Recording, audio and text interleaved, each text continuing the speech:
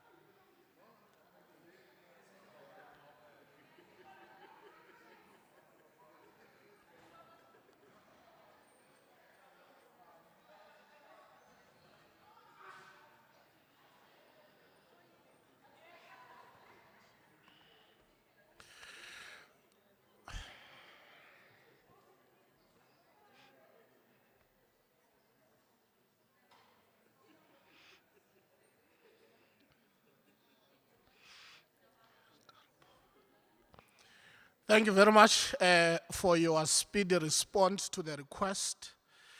Welcome to the first Nelson Mandela University Student Leadership Dialogue. I think it's this special one of its own type, that a platform for all student organizations and societies recognized in terms of SRC Constitution are in one hall to really discuss issues that are pertinent to how we are really begin to carry ourselves out there to represent that important culture that we have to craft that represent the institution we find ourselves in. When I look at some of the few literature I have read this morning, it reminded me of something very pertinent, which I come across the expression by Karl Popper, who said, the aim of the engagement, it is not for victory, but it remains an embodiment of progress. It is once more that today it is a landmark day that this opportunity must be able to assist us to make progress in terms of really building an institution that represents what we want as the community. It is in this context that I'm standing here before you. For those who do not know me, my name is Bernard Sibaki. I'm the Director for Student Governance and Development.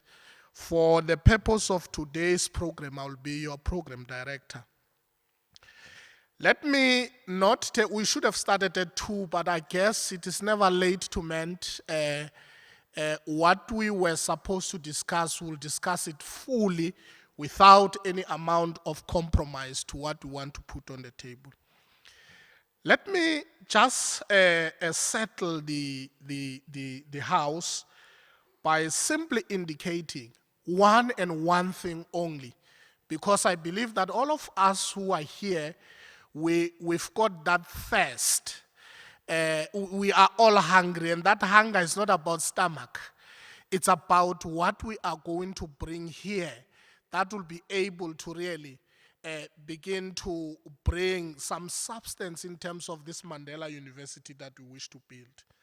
And therefore, we have met under the theme that really talks about renewing ourselves to understand what is the bigger expectation about what we're expected to do. And also, it is important to indicate that crafting an institutional culture is like in the family. What you do on a daily basis represent the kind of a family you are and what you'd want to be looked like in the public domain. And doing that is not about only a question of discourse, it's also about how do we live the true meaning of what we've discussed as we move out of here. And therefore we remember what Karl Popper says to us. Our ideas that we bring back collectively must not be for the purpose of victory, must be for the purpose of really making progress to be those outstanding leaders as we begin to really influence our own constituency from various spaces we come from. In settling the house, normally when we meet in this fashion, there is this level of people who want to use procedural points that we normally use in meetings. Let's suspend all of those. We want everybody to be free. There's no answer that is going to be less important or a reflection that is going to be superior than others, but all of us, all suggestions that are going to be raised must assist us to move forward and ensure that we are able to craft a culture that we all believe in as students of Mandela University. By so saying this, let me invite on the stage really to just give us the synopsis of why we're here, and also by opening this dialogue officially.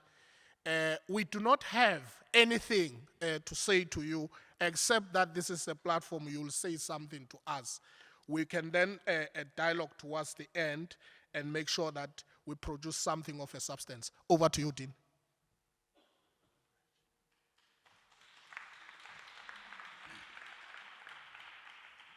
Thank you so much, Program Director, Dr. Sibake. Good afternoon, ladies and gentlemen. Greetings to our colleagues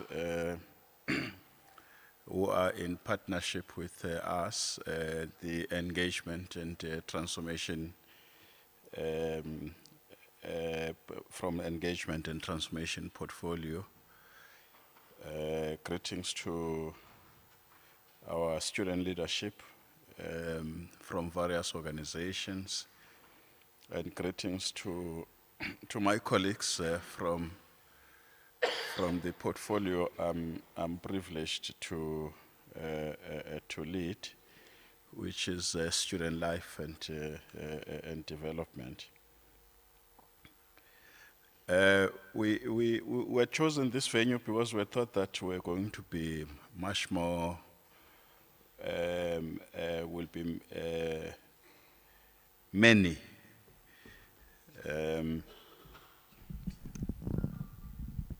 Oh, thank you. But as that wise man from Russia once observed in the late 1920s, that better few but better. So it's not sometimes it's not necessarily about quantity; it's about quality. That's what Lenin basically meant. That's why sometimes it is said the majority can be completely wrong. You can be in the majority but produce something that is of substandard. I'm sure we've seen that many a times. We have started late, as Bernard was saying, so I won't stand here for more than 10 minutes on the podium, because really today it's about you. We've had various engagements with student formations, amongst others yourselves. And out of those engagements, it was then suggested that we need to meet in this form to answer one question: what kind of Mandela University you want as students. In other words, to create a platform for you as students to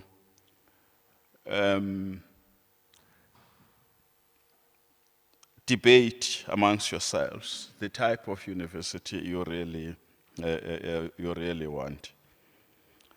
I must say, in those engagements that we've had with student organizations, we've had frank, courageous, inspiring, as well as difficult engagements, and we've taken that kind of candid feedback, to heart. So Bernard will briefly reflect on that towards the end of the program. And we're going to compile a report for the consumption of all university stakeholders in terms of the outcome of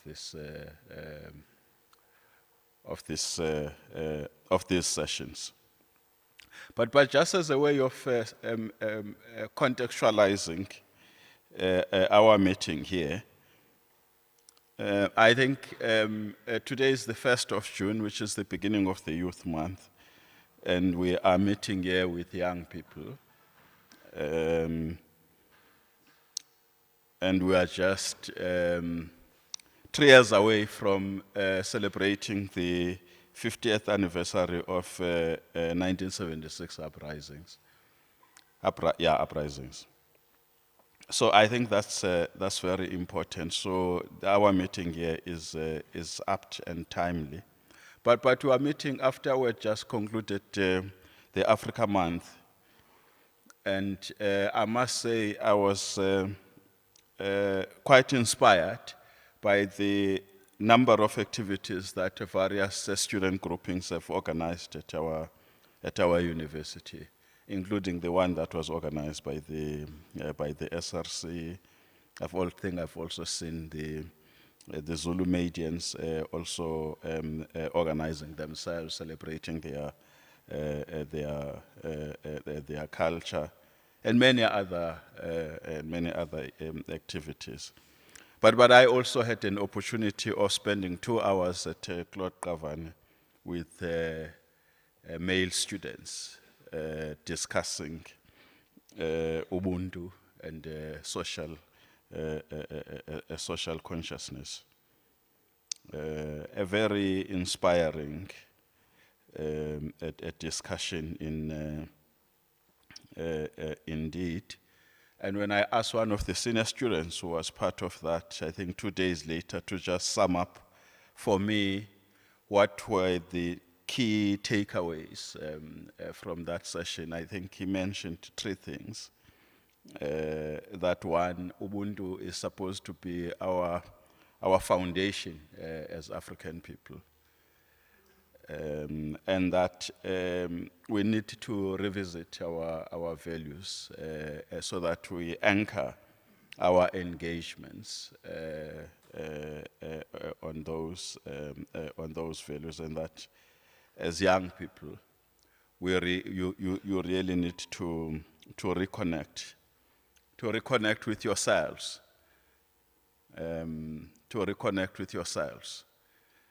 and I've been talking about this quite a lot, about a need for self to reconnect with self. Unfortunately, you're not going to ask me questions today, so I can say anything. You can smuggle a response when you make your input about the type of Mandela you want to see. So I've been provoking you. Let me make this point and try to be consistent. I've been provoking you to say, as Africans, because of our history, we suffer from self-alienation. I think that I am Lutando, and yet I am not Lutando. So I'm alienated to myself, and I've been invoking Fanon, who talks about this challenge of self-oppression. And then, of course, then Ngugi simplifies that, and he talks about the decolonization, of the mind. You think that you are liberated, and yet you aren't. So a university is supposed to really liberate us. Whether it does indeed do that, I think you should be you are the ones who can be able to judge it. So the question that we really need to respond to is, from the perspective of students of this university, what type of a university that you really want to be associated with? What should be its values? What should be its character? What should be its intellectual proposition? What should be its relationship with its with society? And probably most significantly, what should be its relationship with yourselves? But as we define that, what then becomes your role in co-creating that university that you would have envisioned? So that's the challenge that we really want to that we are inviting you to respond to, which is the challenge that you posed yourselves, because this topic did not come from me, did not come from Bernard or Mxolisi or any of our colleagues. It came from those engagements. It came from those engagements. So when because we've been asking students, given what has happened in the past few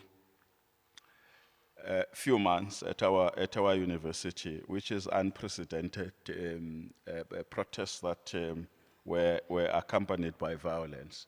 Because, we've got to just make this point very clear. We want activism, we want student activism, we promote to encourage student activism, but we don't encourage violent student activism. So we then asked student leaders. We met each organization. So we asked them, what do you think is the problem? Part of the response was the decline in the quality of leadership that we have. So that was part of the response that was given to us, that we've got a decline in the quality of leadership. And part of the response was probably there is a mismatch in terms of the type of university is and the type of university we want, the type of university we envision. Hence, then, this idea that let's meet with a view to then getting your perspectives, as students, with regards to the type of Mandela University you really want. But as I'm saying, I'm repeating myself now deliberately. As you fashion, as you envision, as you visualize the type of university you want, you must also then define your role in that, our role as the collective, in that. And also then, we've got to also then say, how do we then hold each other accountable in the process of prosecuting the type of university we really envision? So as I move towards the end, so part of what we need to do then is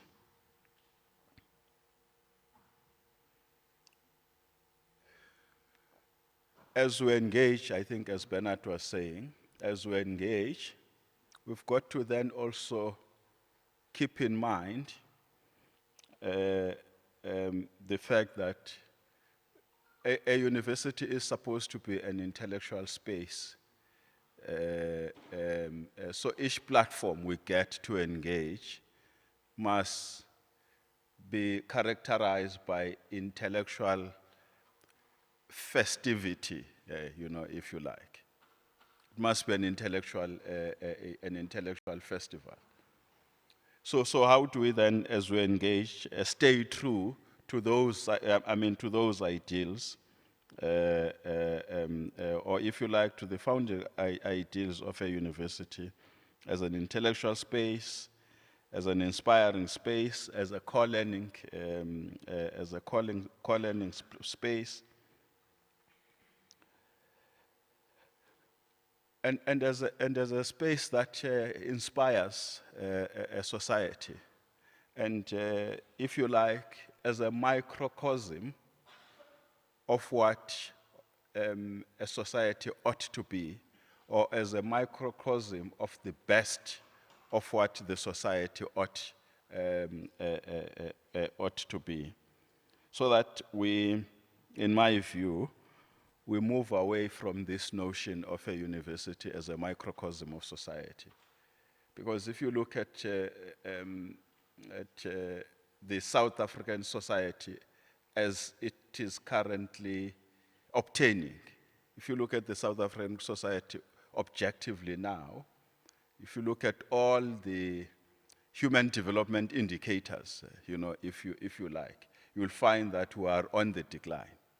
If you look at all human development indicators, you'll find that we are in the decline, as the country. You look at poverty, inequality, education, health, social determinants of health, and many other things. You'll find that we are in the decline.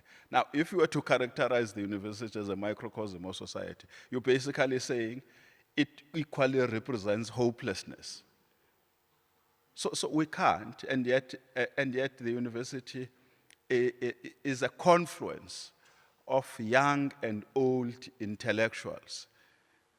So if it is a confluence of young and old intellectuals, so people whose primary job is to think, it can therefore then be a microcosm of a society.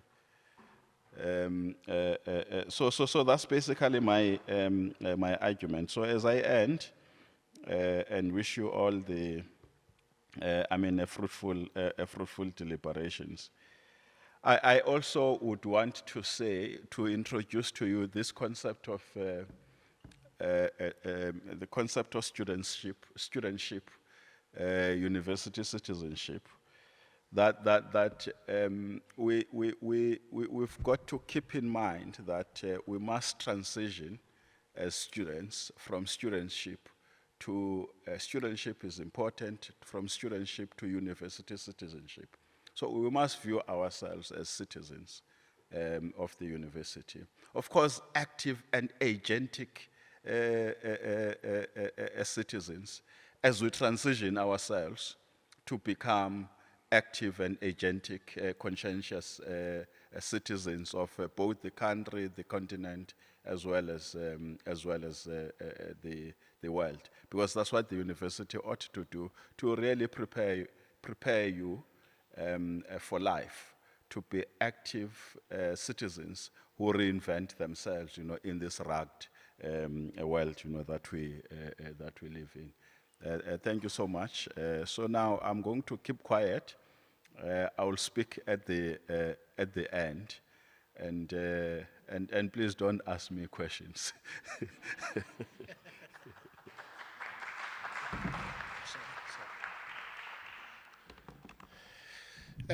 Thanks very much, Dean. Really, you have given us a food for thought. Obviously, if there is anybody who does not know why we're here now, I'm sure now you are aware why we're here.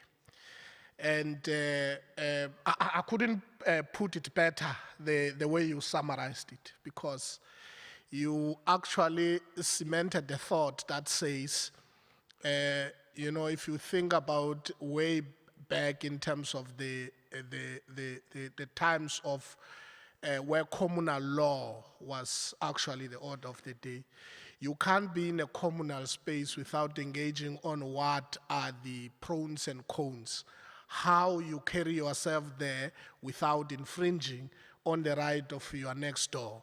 So I think now that created some level of ownership of a communal space, so that this element of coexistence is embedded in that. And therefore, this gathering will then give us a hope that whatever that we'll be committing ourselves to do, it's a creation of students and is actually really embedding what you call student-centered university. I'm not going to say a lot, but let me indicate this is how we're going to proceed from here. A question is very clear in terms of what kind of Mandela University you want. You are going to give us that input and be frank and be candid and be truth to yourself so that when we ask a collective and say, but this is what you said, we have to build this kind of the university. We will be reminding you of what you have actually committed yourself to. We will take approximately, let me check my time, is 1:45. We will move until past, where I'm going to just be facilitating your space to give us your thought about this important question. Then from there, we'll have an input from ETP, just 10 minutes. Now, lastly, the first part, we are talking about what kind of a Mandela University we want. Just that. We will later, after the ETP input, answer the question of what then you think should be your role in that university. I'm sure now it is understandable. I separated the two deliberately so that when we craft, let's forget about whose role. Let's come back and then locate our role in what we said. So, colleagues, you are going to assist me with roving mics, and I want to take perhaps the first 5. Just thought about what is it that, what kind of Mandela you want, looking at its own, rethinking about its own value system, thinking about his, where it's, what it stands for, relating your experience in order to make sense of this new culture that you want to craft for the institution. I want to get hands, at least the first 5. I'm going to try to move, like I see the 1, 2, 3, 4, the 5th one. Can I get the roving mic, start from this side?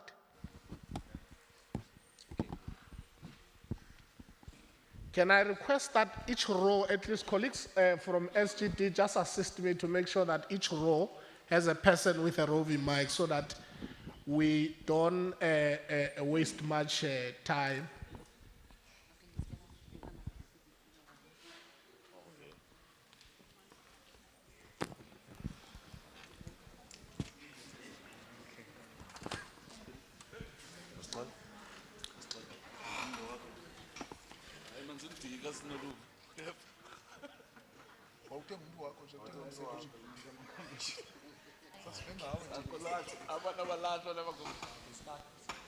Yes, you can proceed. Oh, okay, thank you, Speaker. I'll start by introducing myself. My name is Thando Soga. I'm an HK leader there by Clouded Kavan. I'll start by thanking you, speakers, for this platform. For me, with this conversation of a transformation around this institution of Nelson Mandela, what I've noticed which is missing and what I think should be done by the institution is to create a place of centeredness, like a student center, whereby we'll be able, as students, to gather around and speak on things which concerns Tina as students of this university, and also come up with ideas. And when I talk about a centeredness, like a student center, I mean a place whereby we can sit down and be able to relax. I haven't seen that around this institution. I'll make an example. At my former institution, at Forte, they have where you call a student center, where there's a place whereby there's a swimming pool there, kutwa, kuse student center, abayaz you, the people who were there. Students gather there. They have conversations there. They come up with ideas. Because if you look at some of the problems that we are facing as students, it's because we don't know one another. We need a place whereby we can go back and reconnect as students. So I think that is what is lacking in this institution, a student-centeredness. It used to be in a time whereby Ikral, it used to be full of students there, whereby there was a diversity of shops, different shops there, whereby students had options to go and be able to buy in terms of this shop and they were catered to some of our needs. But now, after Convict, it just remained dead and nothing has been done about that. So I think the university needs to play that role. And ours, Tina, as students, as the roles, Tina, we will appear. That is our role as students, is our part. So I think that's what is needed. Thank you. Thank you very much. The next, introduce yourself and the structure you represent as well.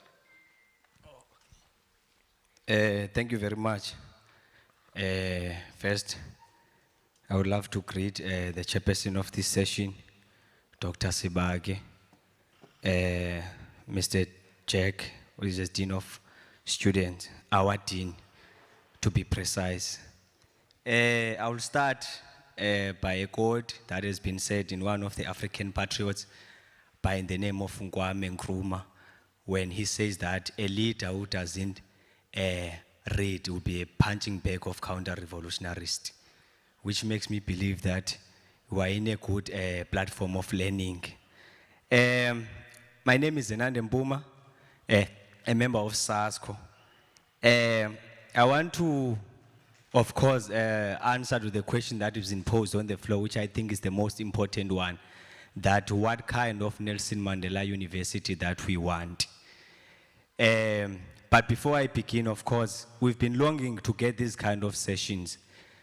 Like Dr. Bernard said, that we should be very frank and clear and speak openly. There is no student who's sitting here who's not aware about the tragedies that we have went through in this university this year, whereby we found students not being funded, not having accommodations, strike left, right, center, which are those things that are traced to the universities who cannot create a fruitful platform for us. Now coming to the question that has been asked, what kind of Nelson Mandela that we want? Mr. Jack stood up and mentioned something that one of that we are lacking in this university, the decline in the quality of leadership. Now one needs to pose a question to him or herself and ask him or herself that, as Nelson Mandela University, on current stand of ranking, where do we stand? As I've been making a research, I've noticed that even last year, Nelson Mandela University is being ranked in number 12 in the University of South Africa.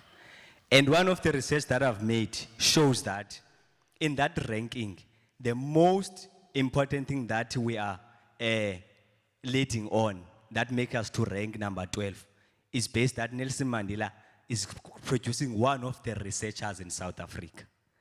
Now, ask yourself a question that a university that produces one of researchers in South Africa find itself in such tremendous errors. Like Mr. Dean said, there is a lack in the quality of leadership. Let me be short and sit down and give others opportunity.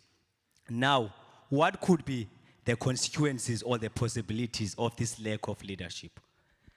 Number one, there's been a cry from student side that there is no stronger relationship between the organization and the management of the institution. From, I would say, from the Vice Chancellor, Dean of Students, let me say Gender Transformation Office, according to their portfolios, I'm not going to name them in chronologics, but one will be aware that they are in chronologics or in order.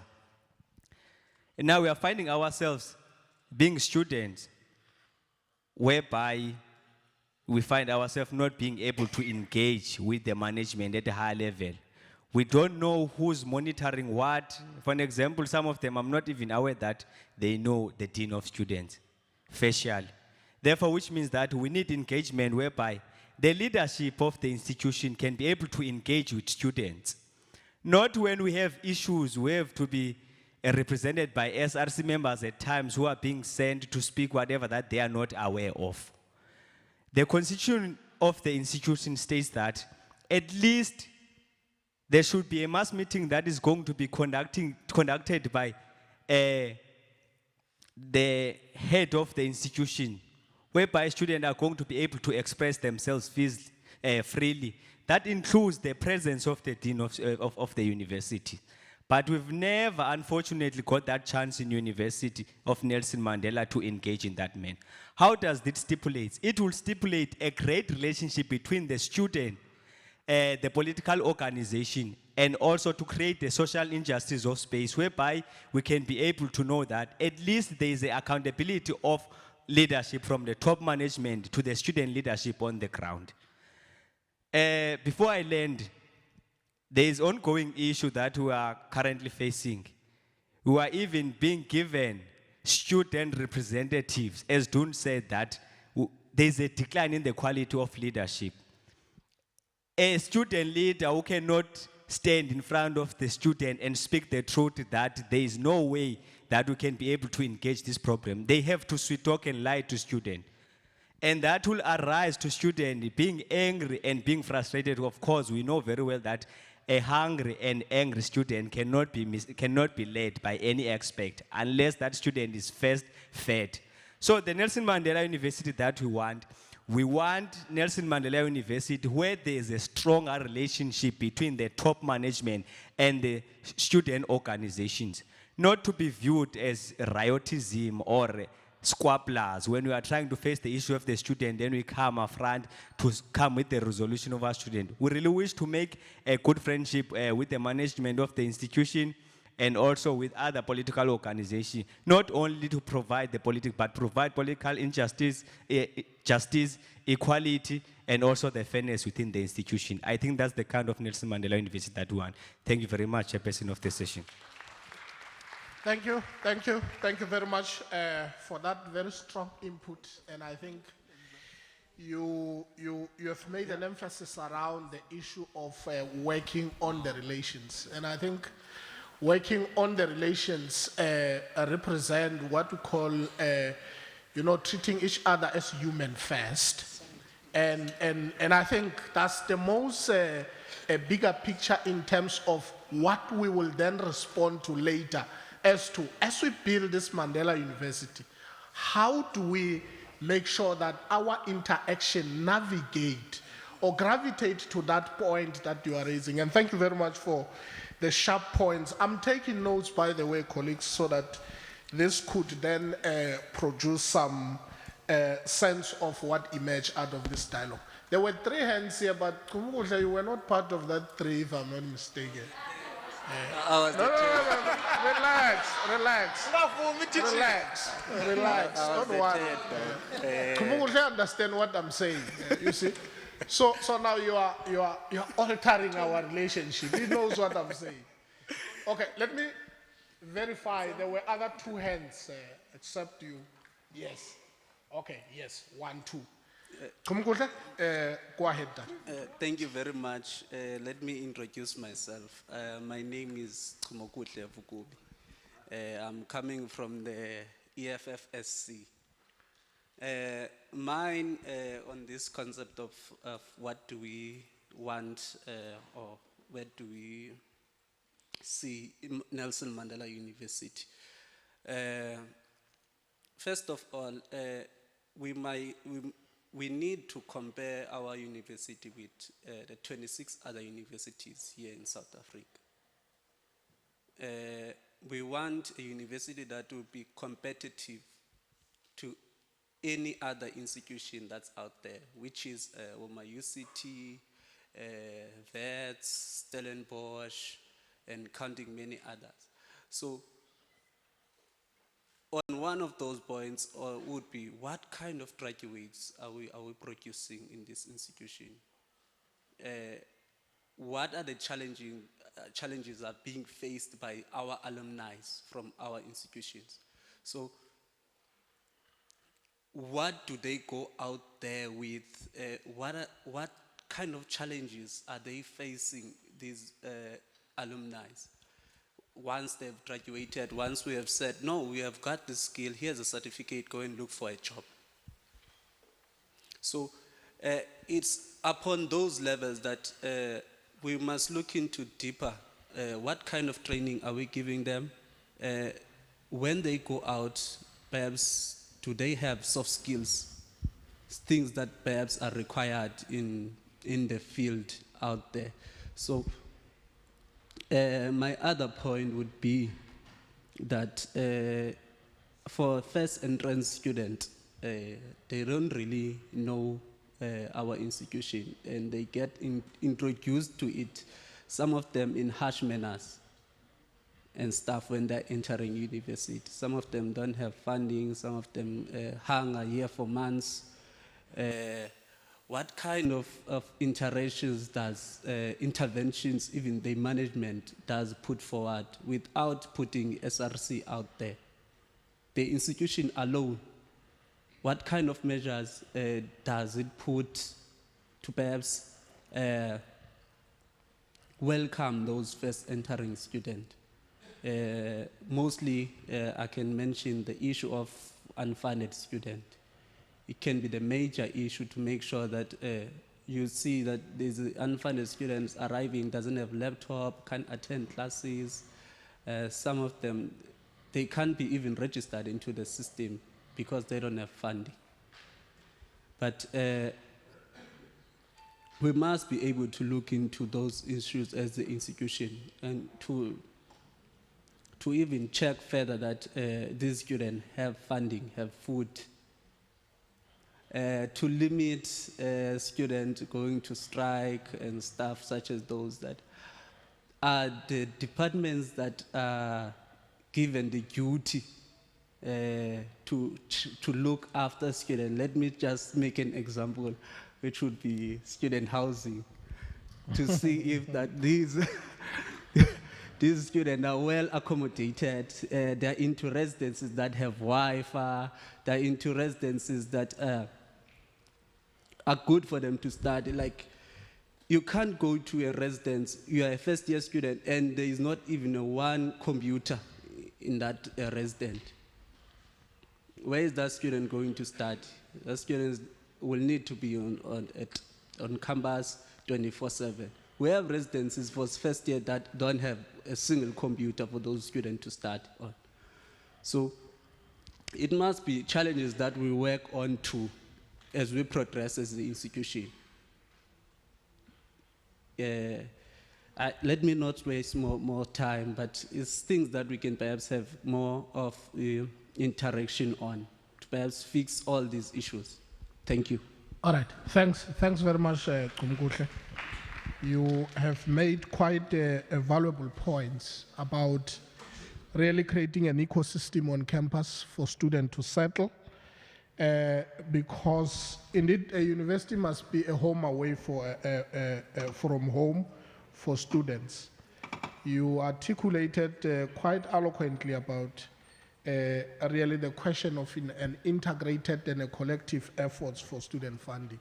And this is actually anchored by the fact that the number of challenges that we had, particularly this year, have not comforted us to an extent that there's an ongoing challenge of student funding at any university, and of course Nelson Mandela University is not excluded from that point.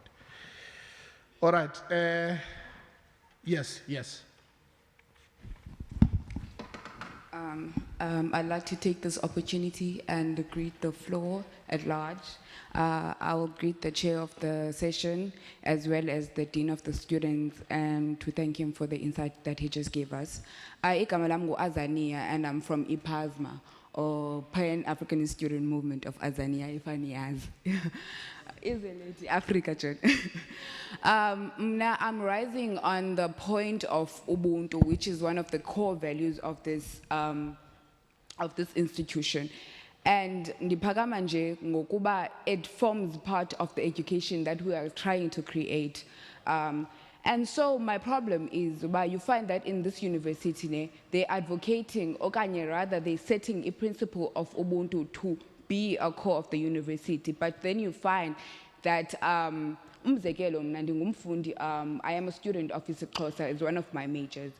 And ke ngoku kubalulekile ukuba sibe nazo for those, okay, let me say, bana, Ubuntu ne, xa ulijonga elagama, it comes from untu, which is rather people. And so if you're saying Ubuntu, it's the type of personality that is portrayed by that particular people. And so that's the point that I'm rising from. But is the university creating a space where Africanism takes place, okanye Africanism blooms, because we need African solutions for African problems. Umzekelo, we're going we want economic transformation. We want to be in front of a technological era, or to champion the struggles that or rather to be in front of the industrial revolution that is coming. But what is the university doing in order to anchor us and ensure that siyenza londo sibe siyazi i background that we're answering from? Because what is happening now is we're merely siyanqaya izinto of the West. That is what is happening. The type of education that we're getting is that of the West, and basically we're learning to improve the West rather than Africa. So what is Nelson Mandela University doing to ensure that we are able to serve Africa? Thank you.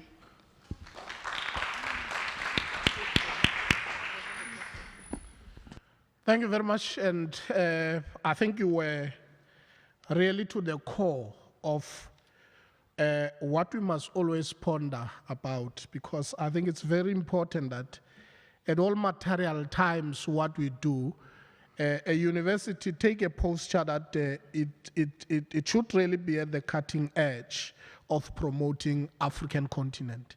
What is it that requires to be done in order to demonstrate that our posture really promote the pathway for African education?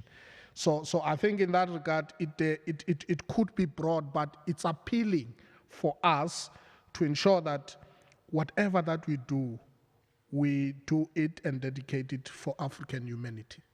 I think that's a very strong and valuable point. And it could be stretched further to a number of things that we do that represent the fact that as even ourselves as students, what is it that you do in order to ensure that it promote African people?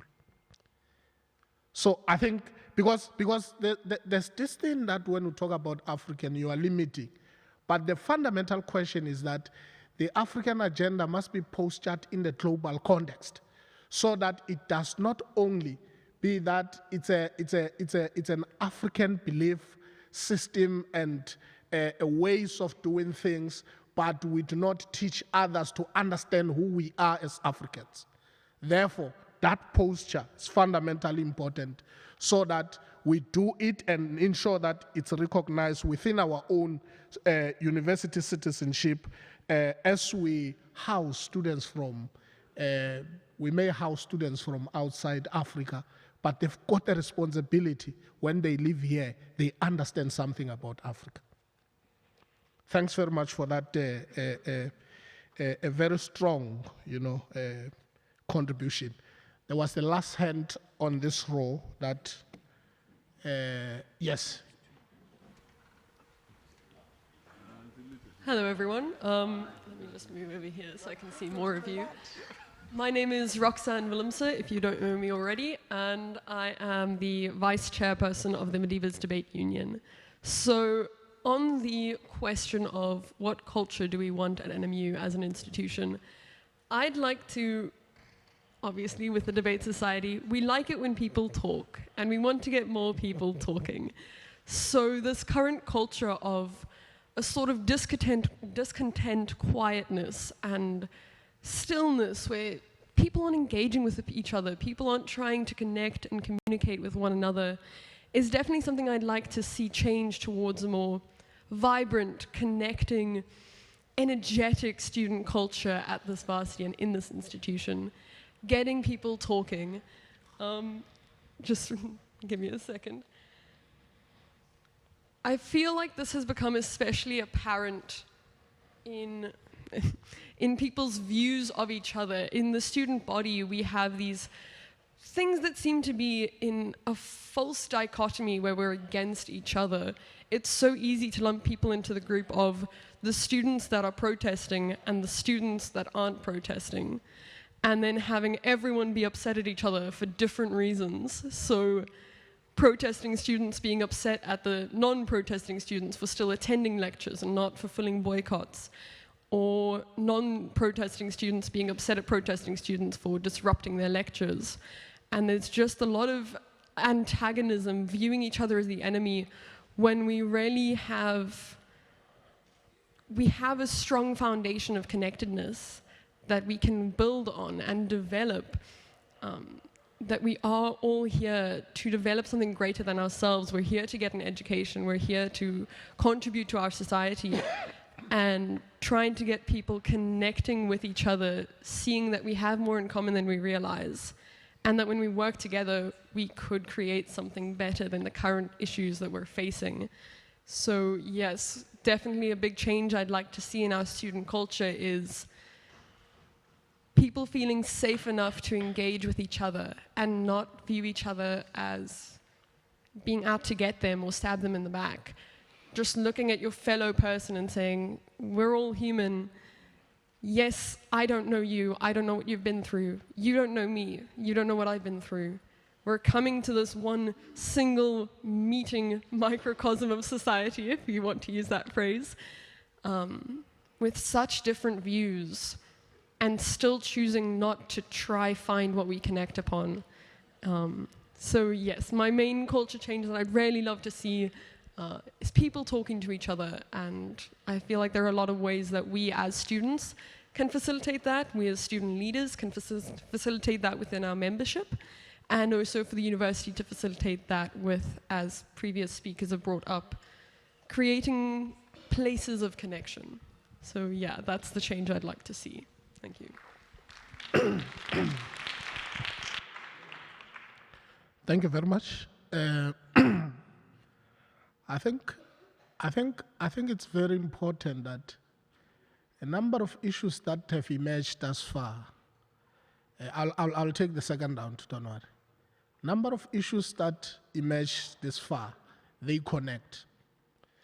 There are two key issues that I've identified out of, in fact, three, out of this deliberation. And I want you to flag them so that as we continue to deliberate, we think about them and we locate them within the university values.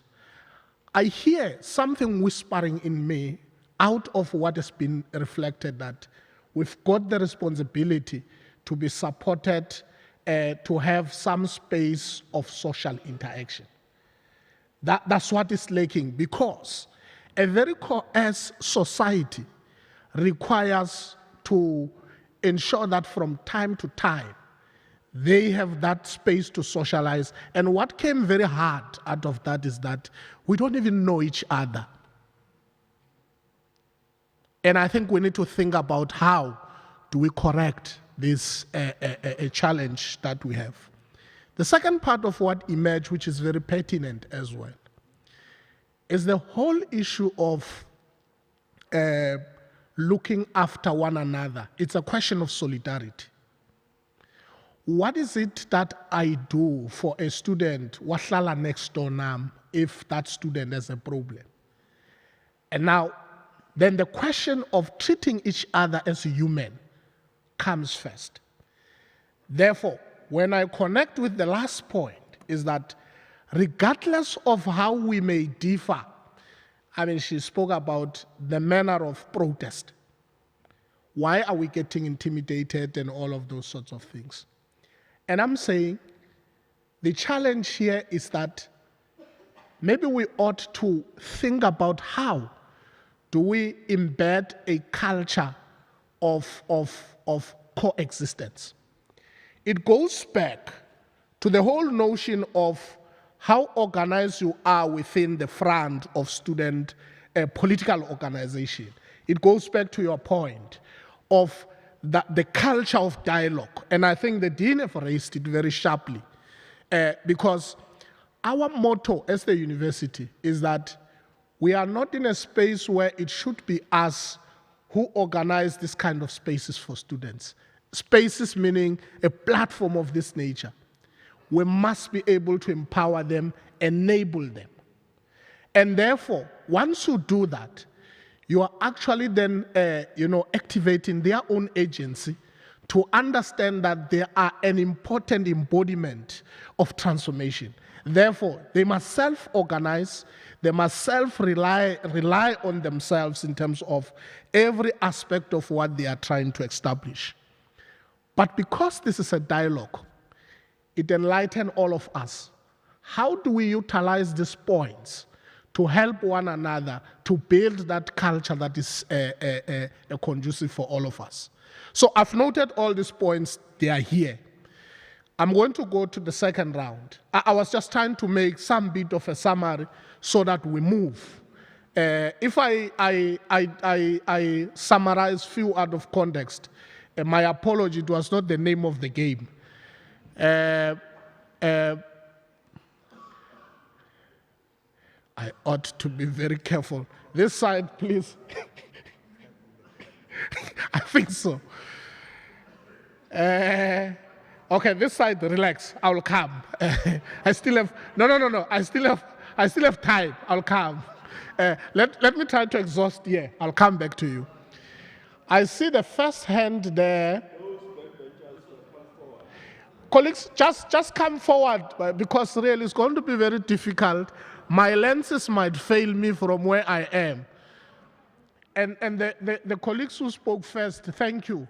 You light the fire in the house. I feel it from where I am. Okay, there's a hand this side. The Action SA t-shirt. And there's a hand after Tumugutle. It's 1, 2, 3. No, after, at your back. At your back, yes. That's 3, 4. I'll take the 5th one here. If I'll still come back, but this side I'll start there. When in that order, there were 5 hands. Please follow yourself in that order. If I did not point you, don't hijack the mic. I'm still coming.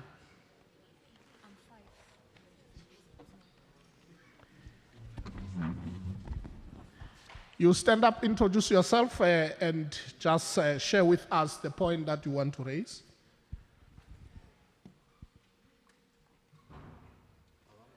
Yes, I need a mic there at the back. Yes, you can stand up so that they see you. Yes, I need a mic there at the back. Oh, if you have it, continue.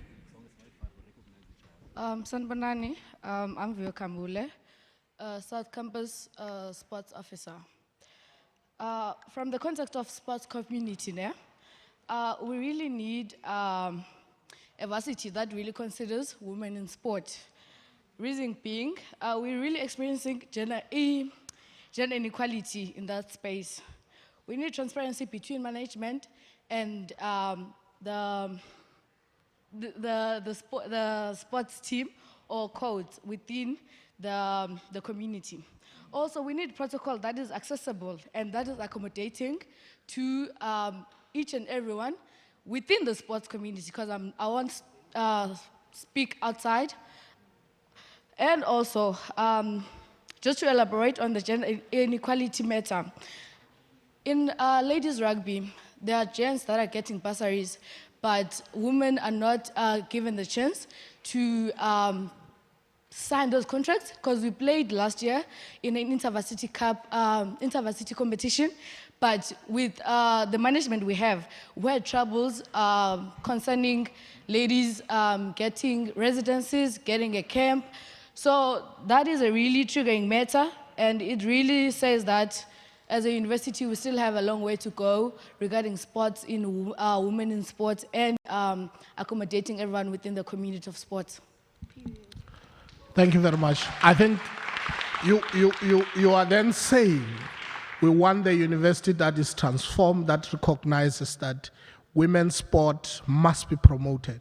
But also that debate may go broader than sport only, but I will take it from the point you are raising. Thank you very much for the point you raised. There's a second hand here, yes, with a t-shirt of Action SA. Thank you so much. My name is Paris Khosimang. Some of you know me as Untlameti, the future president, 2024 president of this institution. No. It's fine. Let's not campaign. Let's just go straight to the point.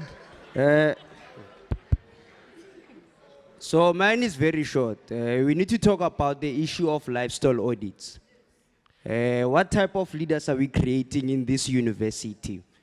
These leaders are wearing expensive branding. We need to teach them around morals. Because these people are the ones who are going to become PR councillors, member of parliaments, so on and so forth. So we really need to make sure that we teach them as the university, because it's very important. Because they are handling a budget already in the SRC. So are they going to handle... Colleagues, when we're trying to settle the ground, we said, let's have tolerance. Even if we differ with him, let's have tolerance. That is what must define a good culture. As we proceed. Thank you so much, Chair. We need to make sure that this should be the first university that will entail around lifestyle audits. They will talk about, what do you call that, SG? Internal audits within the SRC budget. It has to be sent out, and we need to see that. But other than that, no, thank you so much. Thank you, Chair. Thank you very much. I think that's fine. I think the important call is around the quality of leaders and embed the culture of accountability. That's the Mandela he suggests that we must build. There were other hands, please remind, yes, just next to you. Yes, I remember. Good evening, everyone. My name is Ayabonga Maqhubela. I represent IPASMA George Campus. What I want our university to be, I think firstly, I want one that doesn't see student protest as a fight against management, but a fight for our reputation. Because I believe that the moment students step out and stand at the gate, we're not trying to cause chaos or trying to be broadcasted live on TV, but we're fighting for our own reputation. Because at the end of the day, when I leave this varsity, I want to walk with the Nelson Mandela t-shirt, and I want to be proud of it. And secondly, I think it also goes back to the gender equality. And I want to speak of my own campus. Men are not heard. As much as women, it's easy for a woman to speak out. It's easy for a woman to cry. But men don't speak. Men are always quiet. And we don't have a platform where men can speak out and be heard. So in George Campus, we started a men's conference. And this was, I think, at the beginning of May. And till this day, we have not gotten like a solid response on how it can basically go forward. We ended up postponing it to second semester. Now the question is, what happens to the men that are still going through a lot of things? Because we sat down as men, there's a dialogue in George Campus, we sat down as men and men spoke out. And what I know is that you cannot build a man within an hour. We need different sessions, we need more and more sessions where men can speak out. Because women, like I said, it's easy for them to speak out. So we need a platform that will bring equality, where let a man speak. Because if a woman cries out and she says that she has been raped, everything is gonna be stopped and they're gonna focus on that. But let a man cry out. What do we tell them? Man up.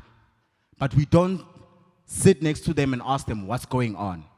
All we do is that we postpone things. So we need equality. Thank you. Thanks. I want to give, there was the last speaker here that no. Let me be the only facilitator. I will come back, please. I'll come back. I'll take 2 hands there and this side. Yes, the third round. No, I don't need hands now, but at least I can see where you are sitting. Yes, proceed. Greetings. My name is Slondile Cwele. I come here in my capacity as a member of SASCO, and I'm a student leader. I'm also a member of Enactus because I have an NPO. I'm a co-founder of an NPO called Women of Worth. I would like to appreciate this opportunity. It's a great opportunity, and I really appreciate that we are being called as a collective. All student societies and organizations are called in here in their representative capacity.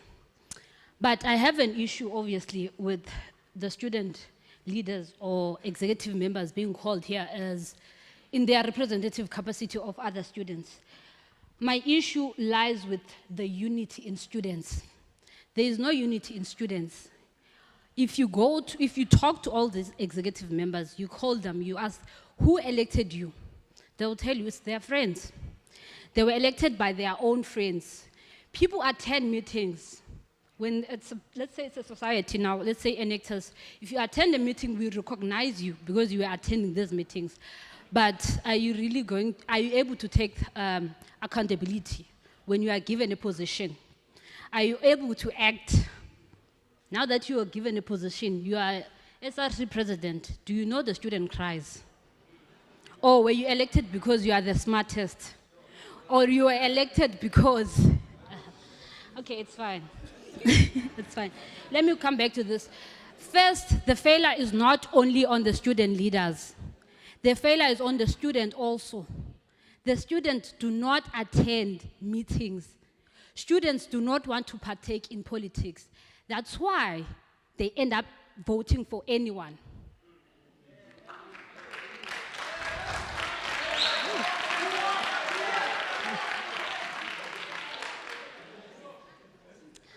I am a student leader because I do the groundwork. I deal with student issues at ground. I don't want a position. I told them, SASCO, I don't want a position.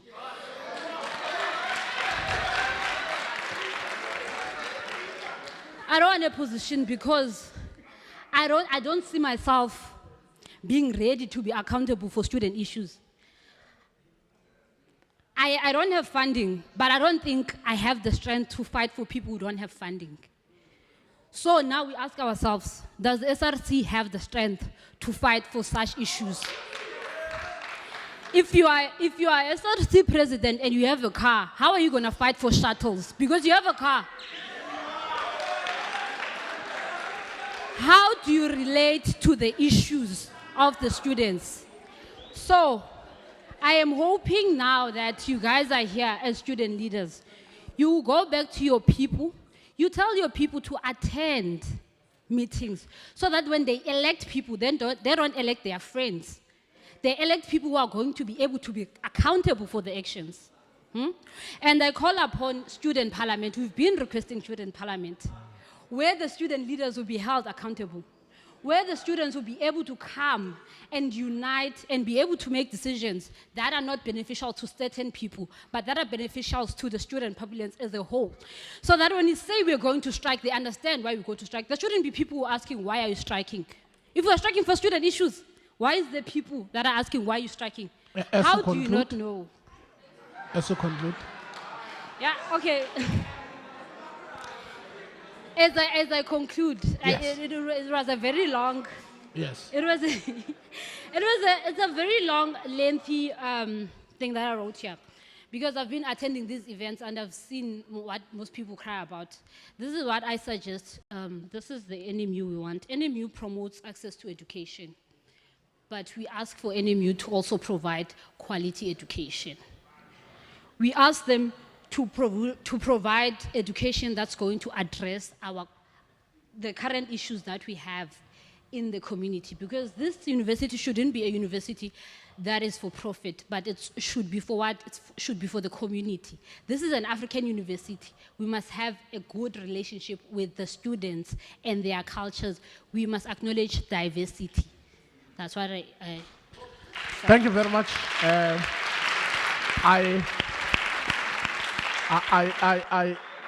think you have summarized. You have summarized it quite better.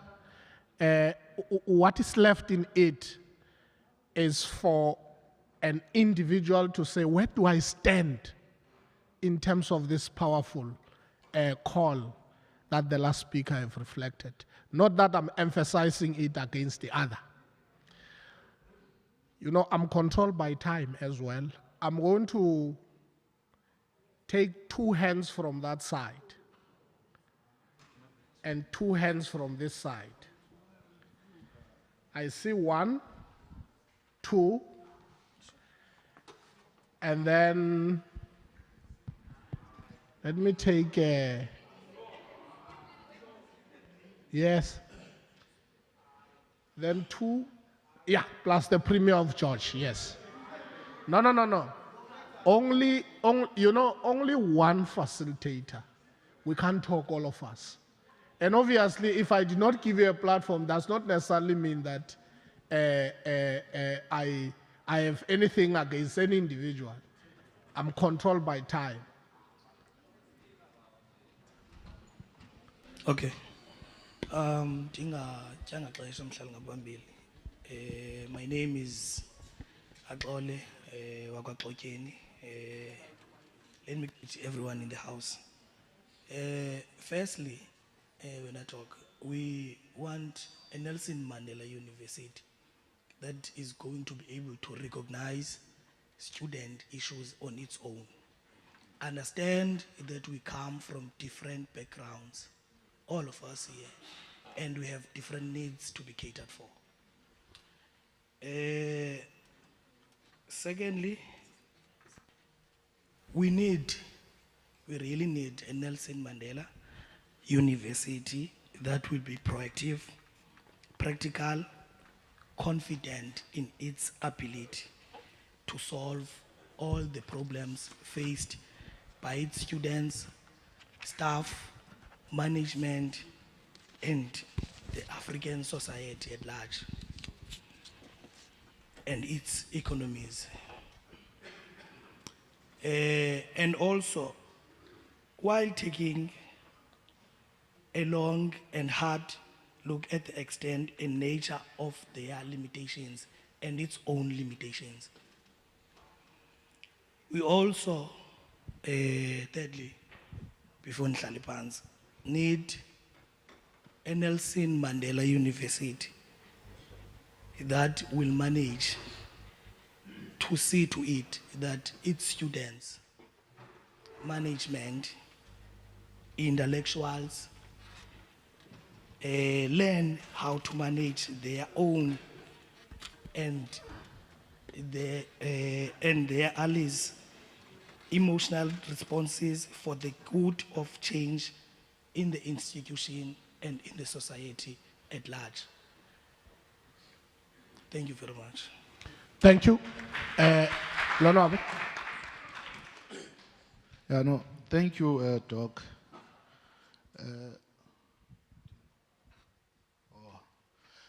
Firstly, Doc,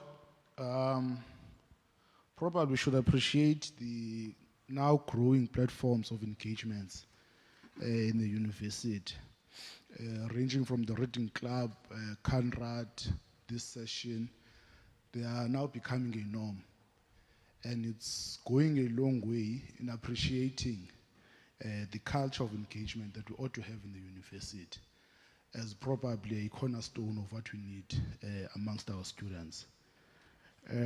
So that we move away from this TikTok influenced form of engagements, whereby we engage for 30 seconds, and then after that I howl you, you see. Just before I dive in, just as a matter of interest, Dean, who were those leaders you met with who then said, as leaders, sine decay, bavuma uba asikho as leaders? Just as a matter of interest. Yeah. Look, Dean and Doc, the university is a microcosm of society, but it is so in terms of what it receives from society. You see, it then means the university has a responsibility and a role it should play in transforming what it receives from society and transforming that into what is needed by society. So the university has a role of playing that transformative role among students, taking what it receives and giving an output of what society should be. Now, how does the university then begin to transform these students that they receive from society? As I've earlier mentioned, Doc, culture of engagement needs to be fostered. Encouraging reading, sharing views obtained from reading, so that you're able to test the views that you have. So ungabi nayo laa nto ukuba into efundwe ndim is alpha and omega, but what you have read is wrong. So you need to read, share your views, engage those views, be willing to learn, because that's the purpose of engaging. I engage with you so that I learn from you, whilst you also learn from me through engagement, so that I don't go around speaking into the wrong, because I simply believe I am all. Secondly, the university needs to bring about a conducive environment of living and learning, as a second point. Because the university needs to reflect on what are the conditions they are subjecting students to. Because generally, a belief that is held is that student life has hit an all-time low in this university. Because with the rising societal issues there are rising societal issues emanating from academic pressure, which then transform themselves into mental health challenges, put students under a constraint of not being able to perform academically well. So students need a conducive environment where they are able to have support around them academically and otherwise, in order for them to perform academically well. Students on campus need a place whereby they can distress and unwind. And the distressing part needs to happen, it needs to be well thought through. Throwing a part and say you want students to distress is not really getting to the crux of the matter. Because, and it doesn't need logic humongous. Yeah. Because you would remember it trended and it was laughed at. SARS brought a jumping castle to the university, and it did an event. But not knowing that the jumping castle itself is a symbol, universal, of mental health. You can Google it, comrades and Gogi. Now, it just needs those small creative thoughts of that kind, of bringing about social events that will distress students. Not simply just put them in a venue and give them alcohol. And that's it. You see, so also that needs to be done. Yeah. As to conclude, yeah. Yes, as I conclude, Sure. of course.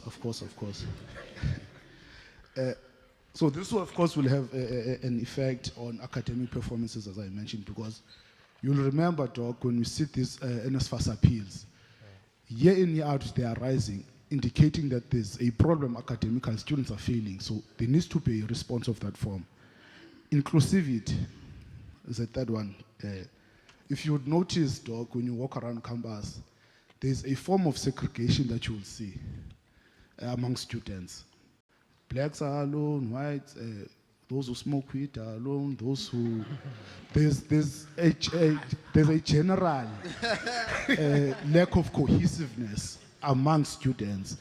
And this may be cultural, it may be influenced through gender perspectives and so on, but the university needs to cultivate an environment whereby they're able to enforce inclusive, well, not enforce it, but to bring it about so that it happens. I think, lastly, university, please, must aim at creating a space whereby traditional form of intellectuals can then be fostered, so that we run away from a lot of comments and actions that are untoward. People just wake up and go to a strike without, you see, those form of things, so that even such views that students are wearing, leaders are wearing expensive clothes, those comments are, they show a lack of, so the university needs to create platforms to equip students in that field, because it would have made sense if he said, throughout the world, in the textile industry, workers are exploited. And these expensive brands are producing these expensive brands from those workers who are exploited to produce this clothing. Therefore, let's give him yes. chances to conclude. Yes. So, therefore, since there are workers who are marginalized, we cannot be seen to be supporting these brands that are exploiting workers by buying their clothes. It would have made sense in that form, you see. So that's why I get another talk. I would say, please, the university must create a space whereby it's able to foster a traditional form of intellectual. No, I've captured you. Thank you. No, I captured it. And I was not going to speak, Doc, but I also heard some views earlier on about SASCO. I could not allow those to be seen as the only views of SASCO. That's I fine. could not allow. All right. SASCO can still think and speak, Doc. Thank you. All right. Thanks.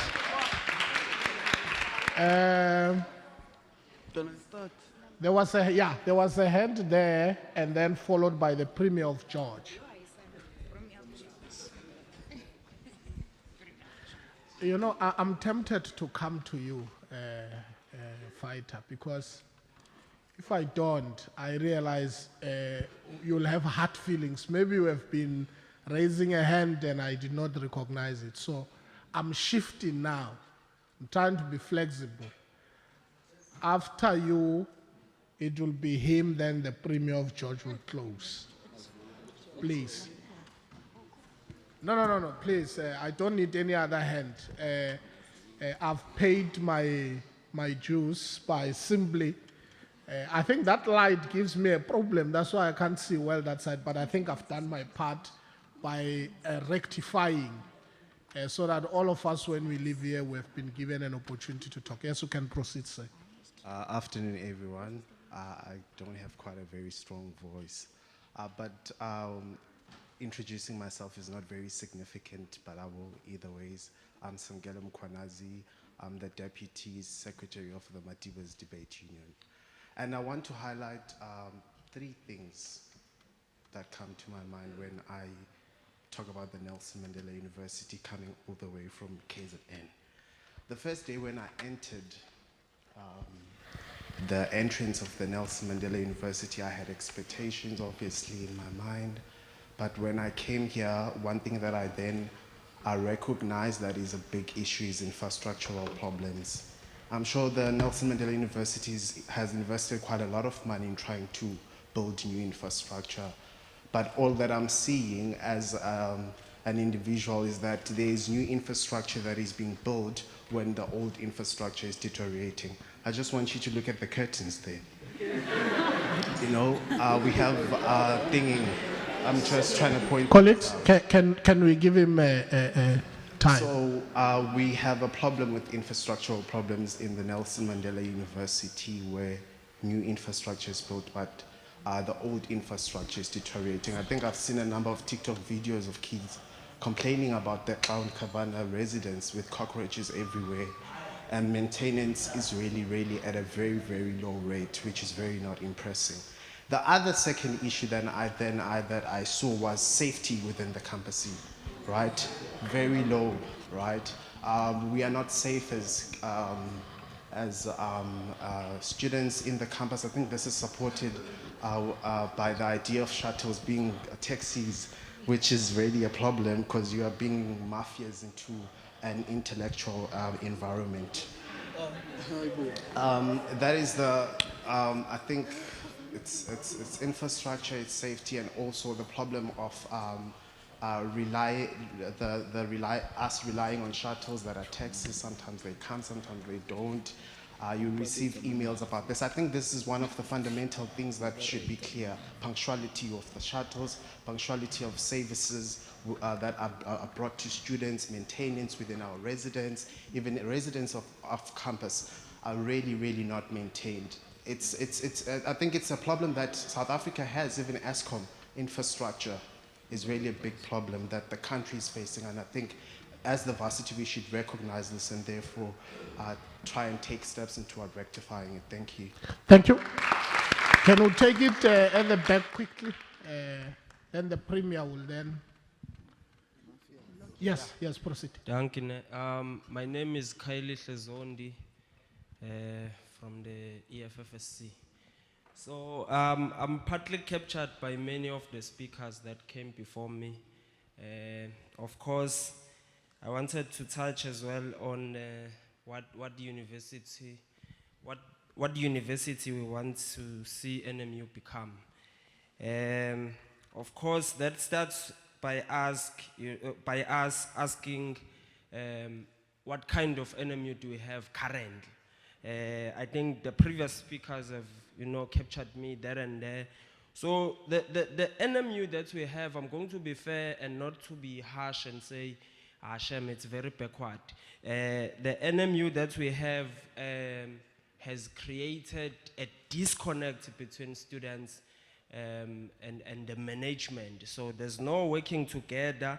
These things, you see them, they play out, whether it's in academics or maybe through the accreditation policy of residencies or maybe creating spaces of engagement. This is, I think, the first time I've seen so many of our leaders in one place. We normally meet at the boom gate. So, of course, we want a Nelson Mandela that is going to promote equality more than promote equity more than equality, because what we've noticed in the past is that NMU will treat every first entry student in NMU equal. Of course, with equal opportunities will never yield equal outcomes. It's a reality that I heard the dean say this thing is not a microcosm of society. I will beg to differ. This thing is a microcosm of society. Of course, what we mean by that is that the issues of society can never be treated in isolation with what is happening here in this university. If you are poor outside, you are going to be poor here. If you are failing outside, you are going to fail inside. So if we look even the simple case, not simple, but complex cases of suicide, if we were to go to studies and study what is happening with those suicides, the majority of those people that commit suicide are the people that come from poor conditions. So the material conditions that are governing outside, they are also governing inside the university. So we want our university to be flexible, and move with time. Of course, we have an issue, a national crisis of load shedding. The university, when we say it's backward, I mean it in the sense that we will submit a lot of proposals to the university, and then the university will reject them. But when we go to the boom gate, they come back and say, what were you saying? And then we tell them again, and then they approve. I mean, we have an issue of 60 credits that We wrote a proposal a long time ago to say, man, these students must be allowed to just take one module from second year to meet that 60 credits. They move on to, they get their allowances, saves them from stress and all these things. The university says, man, And then when they see that there are a lot of protests coming from, the SRC or whomever was agitating those students who did not have funding, then the university then revisits what we proposed to them very early, and then they approve it and make it seem like the university is progressive. This university is not progressive. So what we are saying is that we want this university to open platforms. Of course, this varsity tells you the direction it's taking in terms of police. It's shying away from accountability. We've long proposed that, the varsity must open student parliament so that we can hold the SRC accountable, so that students, just ordinary students, can also come to engage, come to have their voice added in the policy direction of our university. So we currently have an SRC that does not carry the mandate of our people, because there's no student parliament that is there to promote participation from the student populace. So that's the policy direction. So we want the university to also open student parliament so that we can have engagements that are going to shape the policy of the university. Thank you. All right. Maybe just to say, the university has no problem with the parliament. No, we never had any problem. Yourselves sitting here must be the one who work with the SRC to make sure that that parliament seat will support it. So please, let's not be under any illusion that perhaps myself and my colleagues sitting here were against the parliament. No! We are waiting for your leadership to knock and say, here's a date, now we want to go to the parliament. Then we are able to support. So if such a request is not coming, the problem is not this side, it's exactly on your side. I want to leave it there. Premier. Good afternoon, everyone. My name is Sugongama. I'm a member of SASCO and the LSRC Premier of George Campus 2023. Just as a beginning, I want to touch on a key value that I think the university should stand by instead of the Ubuntu one, which is integrity. And just a simple explanation of integrity: the quality of being honest. Understanding that student leaders would want to bash LSRC, SRC, whatnot, but our main stones and punches should be there, not directed at student leaders. So, with the issue of integrity, I believe that the issues that we were encountering as students this year were mainly caused by management not being transparent enough to students. Just a simple thing, we received NSFAS criteria last year. We were supposed to tell students, first years, that were affected by 60 credits beginning of the year. And funny enough, in George, what happened was we allocated the students and then we sent them, we evicted them later on after finding out that they're affected by this criteria. So in that sense, we should be able to hold university officials accountable in such instances, because not wanting to put myself on the spot again because of, university has a lot of money and lawyers and everything. But we should note that negligence coming from management of the university should be taken very seriously. Number two would be, I'm coming from a satellite campus, so please understand me. I'm going to ask a few things. So number two would be budget increases in satellite campuses. budget increases to support transport, to support infrastructure development, to support sport facilities, and also to increase the residence capacity. In George, we had, I think, more than 300 students that were squatting this year. I hope your list is not long. It's not long. Oh, sure. It's not long. Proceed. It's not long. You know me, Dean. Issues of budget constraint. So residence capacity should be increased in George. Issues of budget increases, I mean. Resident capacity should be increased. I see many buildings here in South Campus, North Campus being built, many residences being built, and none is happening that side. So,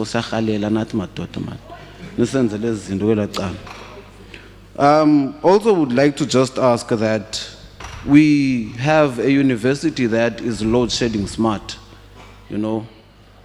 I believe that this university, if we have 4 hours of load shedding in our residences, then you just sleep and then wake up after 4 hours and try to study. We should be able to have lights that stay on for at least 2 hours. We have load shedding lights that are sold, I mean, in South Africa currently because of the crisis. So we should be able to just buy those lights and give them to students individually in their residences. It's not a lot of money.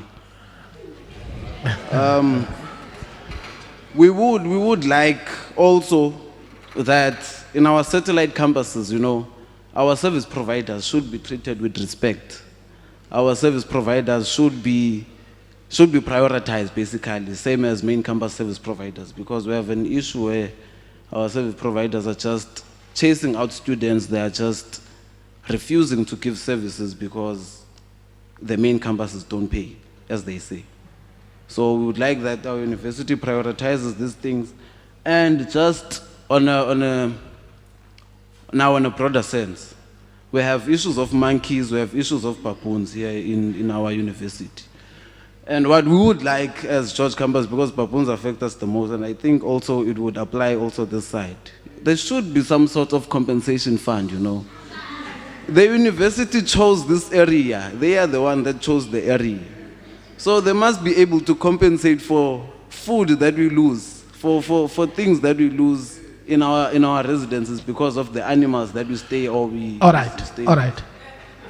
I'm going to cut to there. So in lieu of time, and with greatest respect, Premier.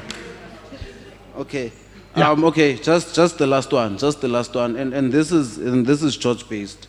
We would please ask that in the satellite campuses that we have, we try to remove, take away, majority of responsibility from the SGD office. In our campus, our SGD office is also responsible for residences. Now it creates a political space within residences, which is not supposed to be the case. You get that people are allocated according to political preference, friendship, which it's creating a sense of nepotism, which is not correct in a university space, if I would say it like that. So we really like that the SGD department deals with SGD things, and also you know, allocate other people to deal with the issues that are necessary in the other departments. All right. Thank you. Thank you very much. I'm not going to make a summary. I've jotted key issues that have been raised. Let me move with speed and welcome Dr.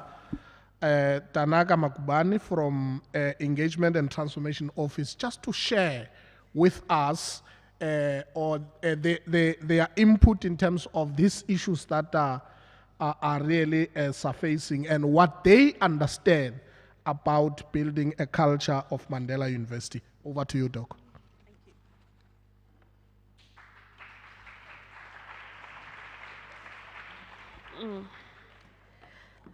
Thank you very much, Dr. Bernard, and thank you to all the students who had quite interesting inputs. I think my contribution is more of a take back for the students, a form of not necessarily responding, but also passing the buck back to the students in terms of the collective responsibility that is also expected of the students in terms of formulating a Mandela University. I know, Dr. Bernard, you said you're not going to close off, but before I get into my part from the engagement and transformation portfolio, I just wanted to just highlight a few aspects that were critical, that were mentioned, that will lead to our involvement with the engagement and transformation portfolio. I think most students highlighted issues around the student centrality of activities and how to get all students involved. I think one of the main advantages the university has is through the engagement and transformation portfolio, being able to engage in different forms of conversations and discussions. And this requires also students to be also forthcoming when things are put out and also invited to participate, because it is through this platform that you are also able to reach. I know someone mentioned about leadership not being able to hear the students, but this platform actually allows you to speak to the leadership in a more open and transparent manner. And also, I think there was one critical aspect that will now relate to the area that I want to speak to, the issue of the reputation of the Mandela University, of Nelson Mandela University. As the engagement and transformation portfolio, I don't know, have any of you heard of Teams? Teams? Anyone? No, TIA, not Microsoft Teams, not MS Teams. No, you see, this is terrible, because this is an initiative that was actually developed when the university changed name. TIMS. Anyone? TIMS? Nothing. Okay, this is okay. It's very disappointing at the same time that maybe on our failure we haven't really profiled it or actually sent it out. But let me take this opportunity to mention what it is. When the university was renamed to Nelson Mandela University, the Nelson Mandela Foundation and the university and different critical stakeholders from both international and within the university, they formulated what we call the Transdisciplinary Institute for Mandela Studies. And what this institute strives to do is it strives to institutionalize the name of Mandela within the learning and teaching and the engagement and also just the culture of the university. What does it mean to be a Mandela University? So the idea is to take the social figure of Mandela and embed it into the quality and the culture of the university. And how we intend on doing that, we started a program last year, like more of a research, where we engaged different students from different faculties, whether from engineering. And I heard someone speaking about infrastructure, which was quite interesting when you spoke about maybe the curtain. But besides that, we were talking about the building, like how does it resemble Mandela? And some people said, no, the concrete is like we're all in prison. So it was quite interesting hearing that, which means even as students that study architectural design, why don't challenge yourselves and say, let's redesign the outside of, the concrete buildings so that they embody a more maybe free or more enabling environment. So this institute is wanting to invite all the students, especially those, whether you're in leadership. I know one of the ladies said, I'm not in leadership. I don't want to be a leader. I just want to be someone who works with students. So even if you are in that position, we want to invite you to help us co-create what an institutionalization resource of a Mandela University means. This means that we need to be able to get buy-in from students. What is the Mandela University? Taking from the icon of Mandela and then embedding it into the institution.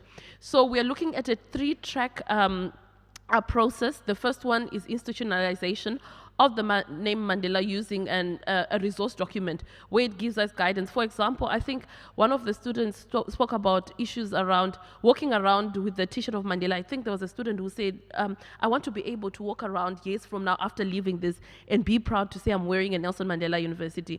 So now the challenge is that it's a collective responsibility, because a university is not made up of only management. The students drive the institution. The quality of education that we impart on students and how they receive it and how they learn actually defines the university. So with that said, we want to co-create the culture and the output of what is created at Mandela University. So with that is number one, the institutionalization culture of the university and what it means to be a Mandela institution. And the second track looks at more on the Mandela studies, looking at research that's embedded in the different philosophy that resembles the icon Mandela. There are different postgraduate studies that we are trying to encourage, but we want to make it a more pronounced and more visible existence of saying this is a Mandela University. And track number 3 is the post-apartheid, decolonized and Africanization university. At the moment, when I'm actually a coordinator for the Africanization and Decolonization Working Group within the institution, and it's a new working group where we're also trying to get a sense what it means for Africanization. I think someone mentioned an issue of the knowledge systems, that they are still embedded in a Western pedagogy and a Western paradigm that does not transcend to the African experience. So how do we change that in the learning and teaching? So trying to conscientize is at a faculty level, at a program level, that when students are taught, they are taught with the conscientization of applying that method or applying that area of field into an African context, into a South African context, into a context where you understand. So this team's agenda is broad and it really speaks to the different areas that you spoke of. So we're formulating as well a community of practice, and if you go onto the ETP social media pages, there's a way you can actually join in a community of practice, which is exactly what you're calling for. We need more engagement opportunities. We need to be able to speak to management.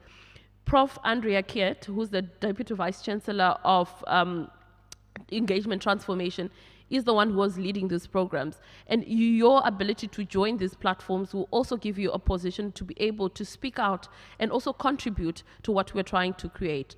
So I'm inviting everyone, number one, if you are willing to help us co-create the meaning of an institutionalization resource of Mandela, what it means to be a Mandela University. I'll kindly ask Dr. Barnard if maybe the students can send their email, like details to you, and then I can always take them from, and then we'll invite you for a roundtable discussion maybe in a week or two. And with regards to the Africanization and Decolonization Community of Practice, on the ETP webpage, whether it's on Facebook, whether it's social media, everyone is invited. It's open for everyone. And it's so sad that we've got how many students, the Dean of Students, how many students do we have in the university? 32,000, and only 704 have actually clicked that link on Africanization, decolonization, the Pan-African thing that you're looking for. It's there. There's an opportunity to grow it. But we only had 704 people passing through the page, but only 31 filled in that survey to say they want to be part of it. And so I'm just encouraging you, take also the responsibility. We've got a mutual responsibility to build that consciousness. So acting is also important on the part of the students. So I'm inviting you to take the two opportunities that we have, and also to have an open mind and open voice to some of the things that are proposed. I can speak for days. I also lecture, so I like talking. So I'm going to stop myself from talking. Otherwise, it will become another lecture. So thank you for giving me a few minutes to just maybe address your different opinions, and also on proposing the work that we are doing through the engagement and transformation portfolio. Thank you.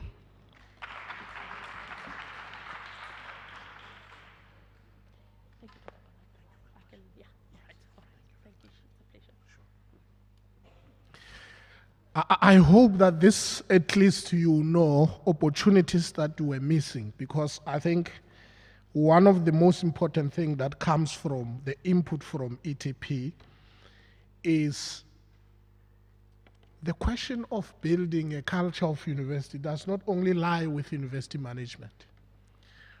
What actually I did not get out of the deliberation was the commitment of what then becomes the contribution of student leaders and students at large in living that culture. But I'm going to leave it with the SRC president as he comes to the podium to just give us some response and the feeling of what he made out of these deliberations that have been made. I know that there might still be burning issues among you that you are sitting with them there, but in lieu of time, I am welcoming submissions to be made. Whether you make a submission as an organization or as a society or as an SRC structure, that will get to be part of the final report that we are going to jot. You have the whole week next week to do so. If you don't do so, it will be part of ongoing discussions. President, Mandisitobe, ndikunike opportunity. Thetha nelibandla lakho.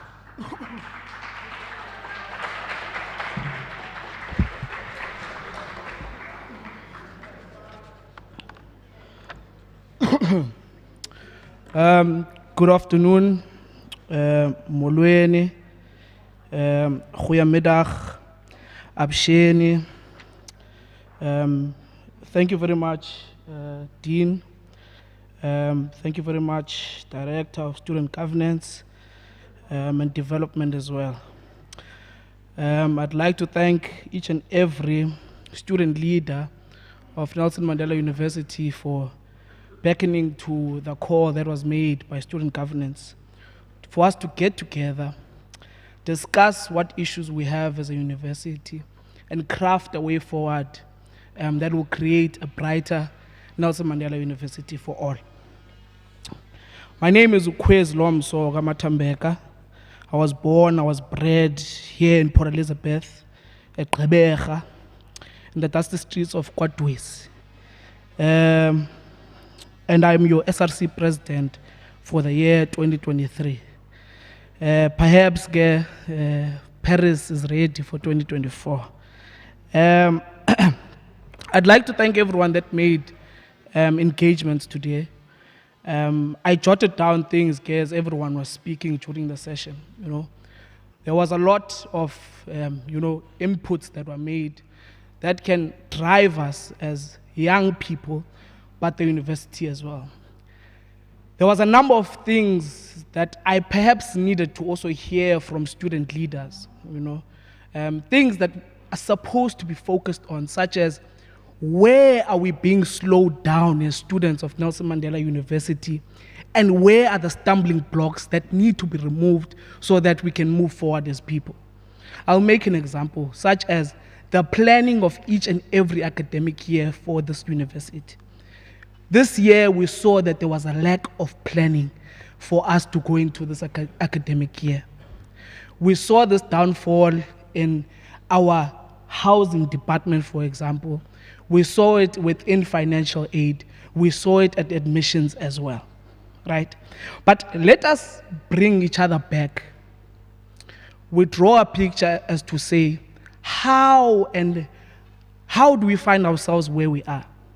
There's been a couple of breakdowns going back to fees must fall that distracted and demolished the student culture within university. And we were not able to rebuild and put into place mechanisms that will ensure that the vibrancy that was there before fees must fall continues after fees must fall as well. Before we could even think about putting mechanisms into place, we were then hit with COVID. COVID then again demolished any vibrancy that we had thought of building and putting into place so that we can be amalgamated as young people. But now it is nice to see that we are all in one place now, and we are putting into place something Katakman, which is the 4 stages of group development. The group development looks at your 4 different stages, which are your forming, your storming, your norming, and then performing. It's nice to see that we are currently in our forming stage. We have gathered as an organization, we have gathered as young people, we have gathered as students of a higher institution. This is where we are supposed to now move into our storming stage where we assign different roles to different individuals to get us to a stage where we can start performing at our greatest levels as well.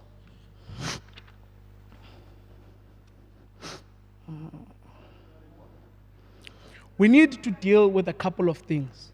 I've noted the different issues that we've solved, we are facing as a university student of Nelson Mandela University.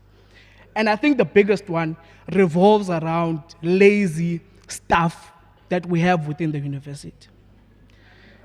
We've got university staff that if you send an email, you might find that your email will only get responded to within 2 or 3 weeks, right?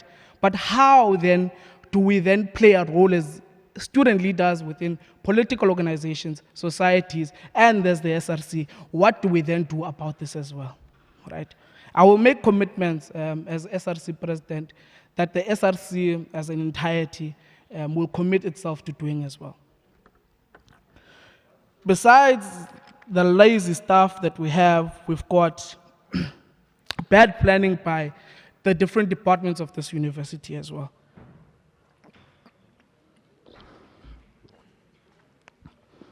But I think what needs to be said is that the SRC needs to be part and parcel of each and every academic calendar year planning that happens at the end of the year.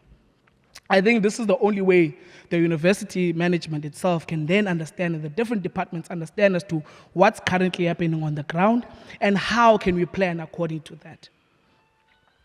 So that we don't find ourselves again in the following year where we are stuck with, as an SRC, as DASO, for example, if you're winning elections, you win elections in August, but the planning of the university is still done with that old government that was there, who then does not plan to say that, okay, we've moved away from COVID, we now need more shuttles.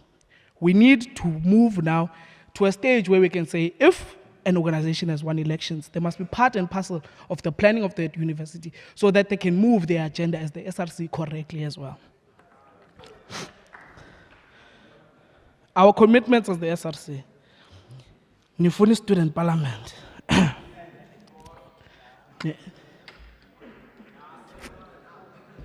I will give you student parliament. This is a commitment that we are making as the SRC, and I think it's the first part that we are committing on. We are committing to give you student parliament. The only reason why we're committing to this thing, it's because as an organization that has deployed myself, it is one of the fundamental things that we believe in, which is accountability and being transparent as well as an SRC. I heard Usisi say, they're saying, you can't be an SRC president with a car, what. But as an SRC president, I strive myself on good governance, and it's that simple as well. And it's this that I want to prove within the student parliament so that I can account to students, but not only myself, the entire SRC as well. We are committing ourselves to say that we will have more of these sessions, but rather we will make them broader as well. We are calling on our faculty representatives to have these sessions within their faculties as well. We are calling for the Opitani as well. Once they've finished the current campaign that they're running, which is My Ideal Residence, to then start with what are students saying within the residences as well as to what kind of Nelson Mandela University would they like as well.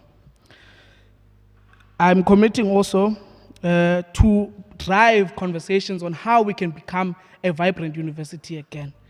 But we need to drive also as an SRC the spaces of where we can engage as young people, distress as young people, and unwind. As an SRC president, my notes and my drafts, they will go to the person that we account to as well as an SRC, just to say that we need to move as well. Thank you very much.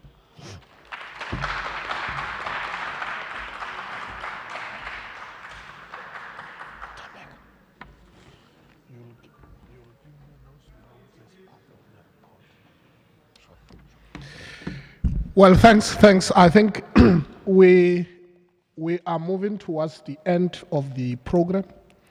And I just whispered to the president now that these commitments you have made, please provide them to us so that they form basis of what has been discussed here. But I think the message to drive as well is one of the most important things to live a culture that represents Mandela University must first address the issues of humanity. How you treat each other in your own ranks, regardless of being opposition ideologically, politically, and otherwise, but how you relate as human beings. It's very important. I'm saying this because I realize that if I don't say this, I saw when the president is coming here, they've been whispering, and I'm saying, hey, maybe my time is over, But I know there is this sense of we have this negative whispering against each other in public. And those dehumanize an individual. So I think once you are able to correct that, you self-correct, because I think this must also assist us to reflect and mirror ourselves. Hence, I said earlier on, what is more important is what you take out of this dialogue. You must just look at yourself and say, where do I start? Where do I feature? And what do I correct in order to ensure that I'm an embodiment of that exemplary leadership? I want to leave it there in the lieu of time. Let me welcome the Dean of Students. This program is well crafted. He opened, he's going to close. Over to you, Dean. Yeah, no, thanks, Bernard. Thanks, President. I think you've covered a lot of ground. Thank you so much, colleagues, for your inputs. I've taken copious notes. I thought that I was going to reflect on some, but I think I'll just make 2 or 3 comments in terms of the issues that you have raised. I think one thing that we need to talk about is the renewal of student leadership at our university. I think we've got to frontally confront that. We are named after Nelson Mandela, and there's only one Nelson Mandela. There is no other Nelson Mandela. So the type of a personality that we foster into society must at least, I'm saying at least as a minimum, must at least be an epitome of the best values that Mandela represented. I think that's the first thing. So I think the renewal of student leadership at the center of it must be that. I think the points that were made, I know that some of you did not like by the, she's no longer here, by the lady here earlier on around the quality of student leadership. We've got to be frank about this, with respect to the quality of student leadership. I'm saying as a collective, not necessarily the SRC, and as well as, let's also broaden, as well as the quality of leadership across the university. I think this question we need to revisit. I'm saying quality overall, and the foundation for that is the point that Bernard has just made, which should be about our rehumanization. You see, so how we engage, it must not be. This is what I always emphasize to colleagues, that when you see me, see Lutando Jack, who is a human being, before you see a dean of students. I must see Kwezi before I see the SRC president, and use that as the foundation of engaging with Kwezi. and I think that's what, and Sabelo Ndlovu Kajeni makes this point quite well when he says, we are so unfortunate in that we've been dismembered, as African people, and were forced to use colonial education to fight against it. Were forced to use, because that's the only thing that we know. I studied, everything that I've studied was anchored around Western philosophy and so on. So I've got to use that as the foundation to fight against it. That's the point I was making when I was saying we suffer from this self-oppression because of the type of education that we've been introduced into, which is why we want to be treated as human beings, but how we engage other human beings is totally opposite to how we want to be treated. Which is why I'm talking about this necessity to renew ourselves as the base. Two, part of that, and I think we must have a second round. Part of that is this question that we have not answered, which is, what then becomes the role of students in realizing what you have now just visualized as the type of Mandela University you want? What then becomes your role? And this talks to the philosophy of Julius Nyerere around education that he writes about in 67, and he talks about the type of education that is going to make us to be self-reliant as Africans, as opposed to the type of education that is reproductive and that deepens the culture of entitlement. We want this, we want this, we want this, we want this. Instead of saying, we would want to partner with you in realizing 1, 2, 3, 4, 5. The culture of dependency. The culture of dependence is a culture of oppression, basically. That you must be dependent for life. So that's why you must demand. So I'm saying we've got to revisit that question and respond to it, engage it quite frankly, honestly, and so on. That's part of this culture that we're talking about. What type of a Mandela culture that we really want to cultivate, amongst ourselves? Student life, student center, perfect point. We are working on that. We've commissioned architecture students, by the way, to visualize from an African architectural perspective the type of a student center we can fashion as Mandela University, exactly addressing this thing of the transformation of the university. The buildings must talk to us as Africans. They must not be. I've been in London recently. When you look at the structure of buildings in London, you will think that Cape Town is London. Same. So when you look at the structure of buildings here in the city center, they are not different from London buildings. But why can't we, in terms of our architecture, why can't our architecture build on the fragments of African ways of building a structure, so that we can see ourselves? We can see ourselves even in terms of the architectural philosophy, in terms of the buildings, of the university. These are the questions. That's why I'm talking about the renewal of student leadership. The question around decolonizing the curriculum, you're supposed to be at the forefront of that.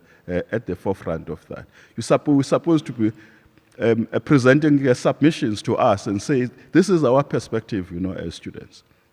During our days, as I end, during my days, no dean of students, director of students, vice principal, and so on, we never even asked management to convene a student parliament. Those were our activities. We would say to them, this is what we're doing, please join us. We never ask them to convene us so that we can meet as students. No. We said, no, but they are going to give us their agenda if we ask them to convene us. So you've got to then ask yourselves, but then maybe it's the point that Kwezi is making, these disruptions and transitions, because the university is supposed to train you to be independent thinkers, to think for yourselves, to be progressive and so on, but to do things, for yourselves. So what I'm promoting, unashamedly, is a hand up instead of a hand out philosophy that we must really embed and embody as Mandela University, so that we can really be able to foster into society, as somebody was saying earlier on, we can then be able to foster into society these change makers, these young people, young intellectuals, young African intellectuals who can reinvent themselves in a rugged world. Not young intellectuals who want ukhongozelwa. Do you know ukhongozelwa? Not these young intellectuals who want to khongozelwa, but young intellectuals who say, I've got this proposition. I want you to help me realize it. These are my ideas. So that's what really our conversations have got to be seized with, in my view. That's what has attracted me back to university, is to work with young minds, young bright minds, and we've got young bright minds at our university, who are fascinated by ideas. Who are fascinated by ideas, who like ideas, who want to engage at all material times. Not young minds who are intellectually lazy. Not young minds who are intellectually lazy. I don't want to be associated with young minds who are intellectually lazy. I want young minds who are fascinated by ideas, who are going to invite us to engage in serious discourse about the future of the university, about the future of the country, so that when you walk the stage, we can stand tall with pride, knowing very well that we're fostering into society change makers, innovators, creators, nation builders, and a totally new generation that is different from the morass, if you like, that we see currently obtaining, in our general society. So that's the type of this is my visualization, So that's the type of interaction that I really want us to engage on, and deal, of course, with bread and butter issues. So we've noted everything that you have raised. If you've got further inputs, please submit those inputs in writing. We're going to write a report, and Bernard, please. That report must be shared with students as well. So we'll table this report to all the structures of the university, up to council, Kwezi, to say our engagements with our students have produced this. The one engagement we must have is with students, in the residences. We must have a dedicated engagement with them. And I've also committed that.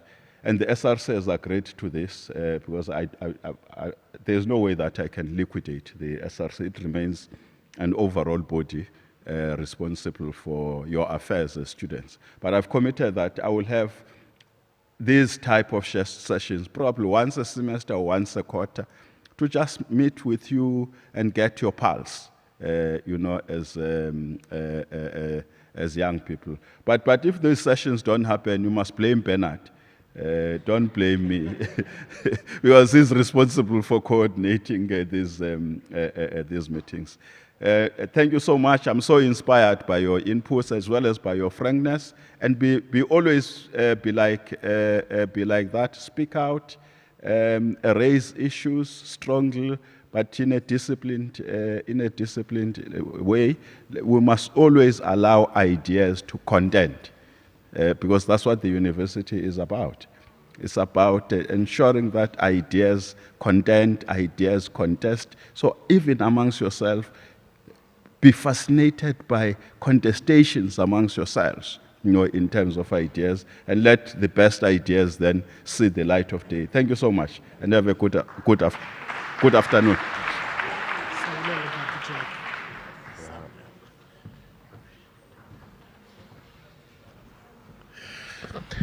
Thank you very much, Dean, for very powerful closing remarks. When I started with a quote by Karl Popper, who said, as I quote, or rather paraphrased, the purpose of a conversation is not about victory, but it's about making progress. I am quite certain that if this is the beginning of this culture that we want to cultivate, we have enlightened each other, we are making progress. And then I took a mandate, indeed. I will ensure that we meet again in the next semester. Last on my part, I think the culture of reading, which was actually reflected this side, because we can come here and dialogue, but if there are no tools, tools are there, but people are not using them to self-empower. We can sit here and have dialogues every day, but they will not produce anything.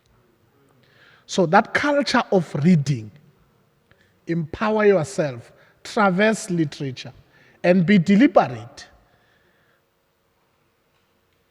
That will empower you to renew, as the dean have actually said. I think we need to think about what are the ways in which we can renew student leadership at Mandela University. Because our view is that there must be a difference between a student leader from rather any university, if you can think of whether Northwest, Limpopo, Free State, and Mandela University. I want to leave it at that point, but further appreciate the time that you took to come here. We had a full house when we started, our own full house. Don't mind the chairs that are here. In terms of our invites, full house. We've moved towards the end with full house, and that shows the sign of discipline that is required.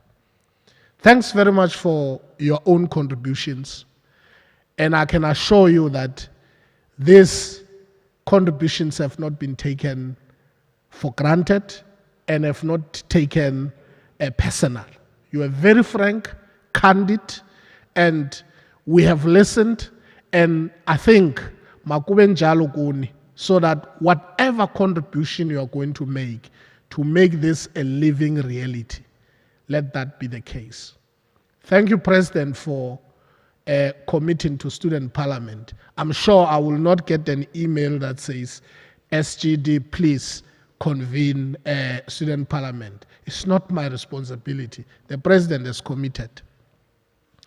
Lastly, colleagues, if there is any input, I'm giving you just up until Thursday next week to send your inputs in writing if there might have been one or two that you think they were not well articulated, so that when we finalize the report, we are able to really not leave anything outside. Thank you very much. As I close, I was advised that as we move, we can use the exits at the back. There are some packages that are prepared for all who attended. Until we meet again, please ensure that you focus, get ready for the examination, and all of the best.